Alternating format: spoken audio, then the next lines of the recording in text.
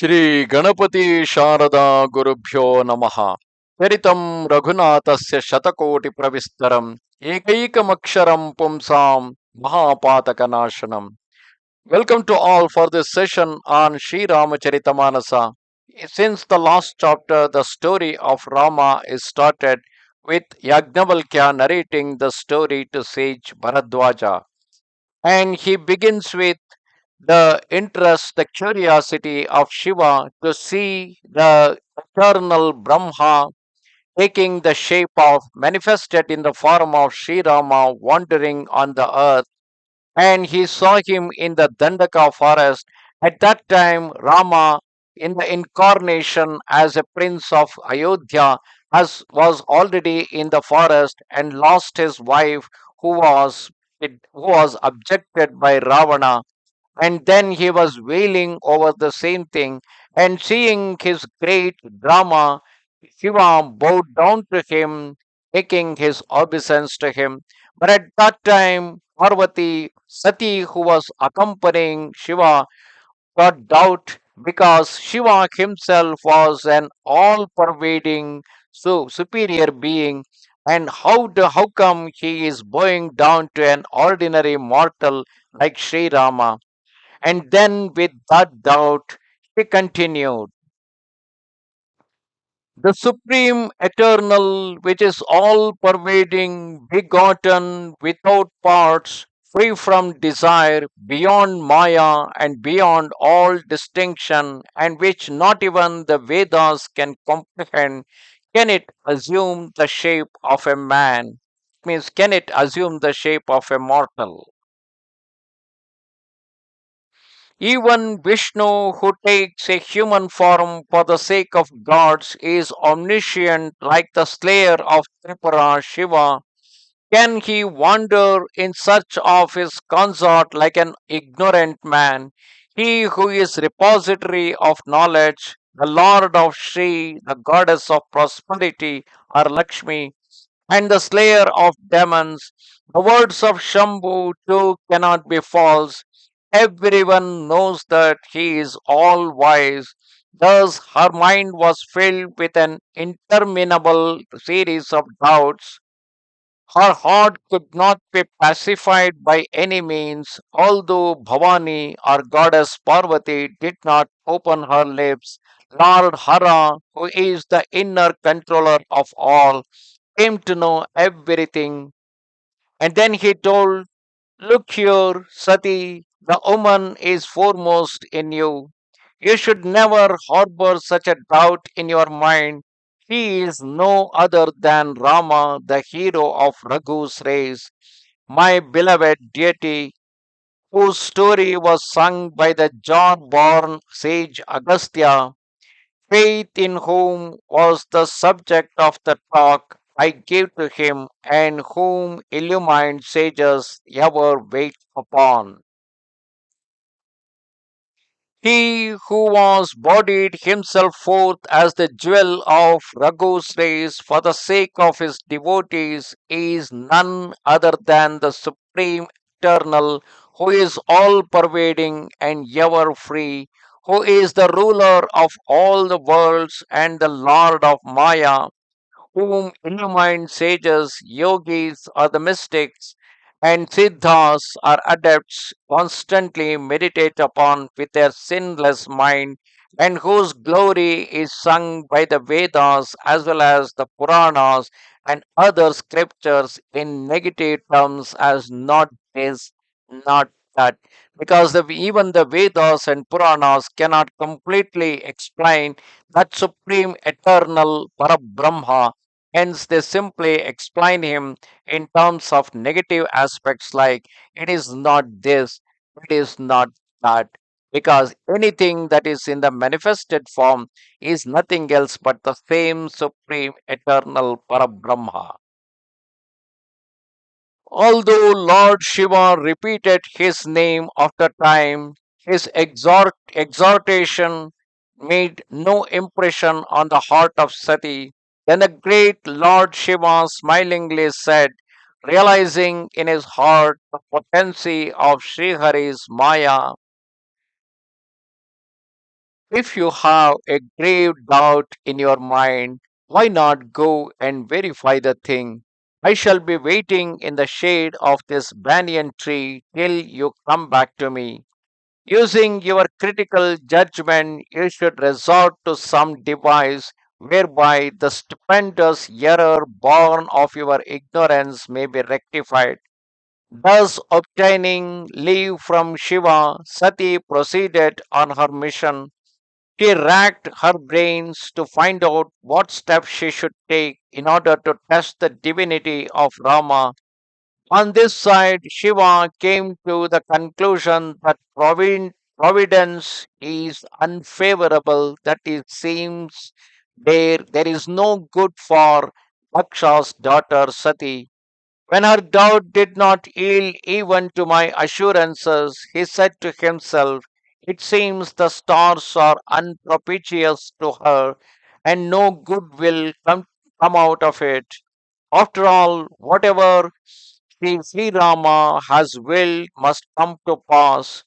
Why should one add to the complication by indulging in further speculation?"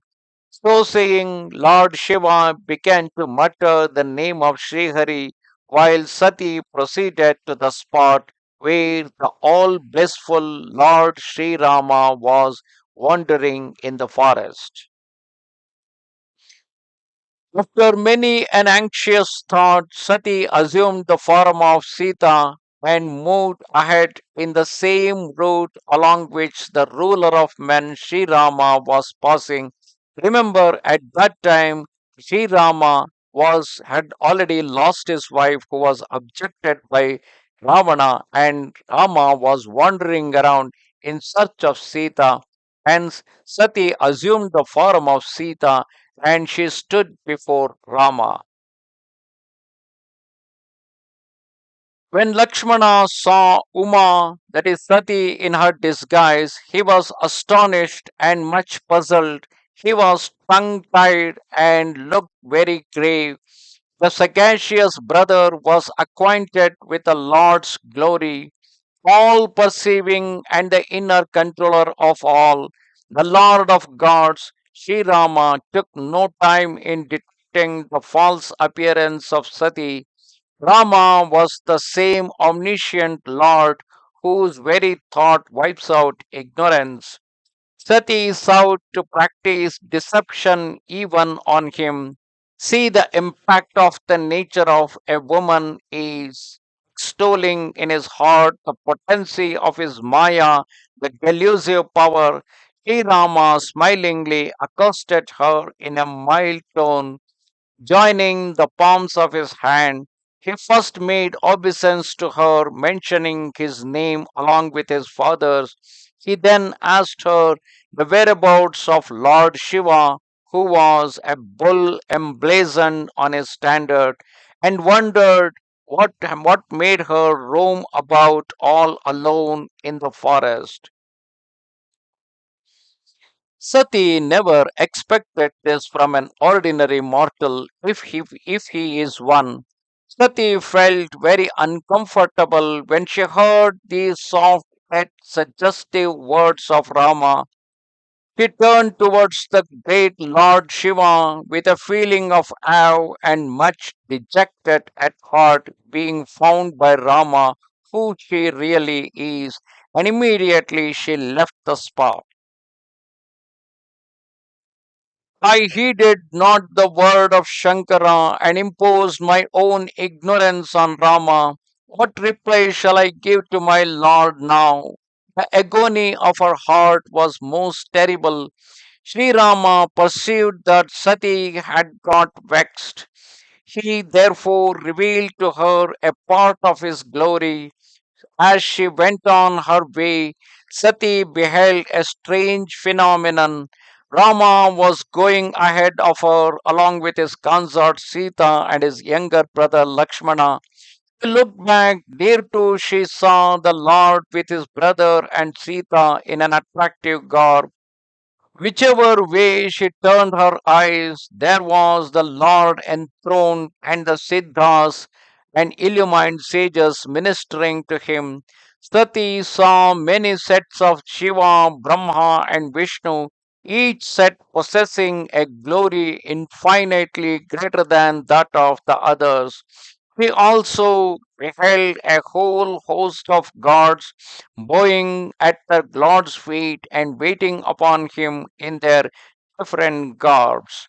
Probably Rama must have shown her the delusion of the multiverse in which he is manifested in all different universes.